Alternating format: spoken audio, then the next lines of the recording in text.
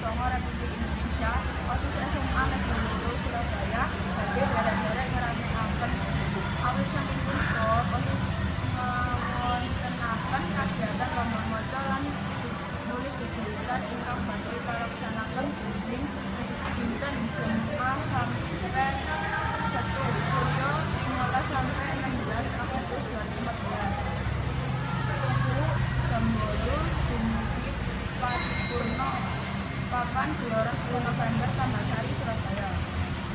Pramila para siswa ingkang badhe derek lomba supados daftar ing Sekretariat OSIS kaliyan saudara Bagus Purnomo utawa saudari Indah Pratiwi.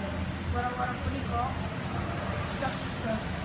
segedhog dipun lelaksanaken kanthi saestu.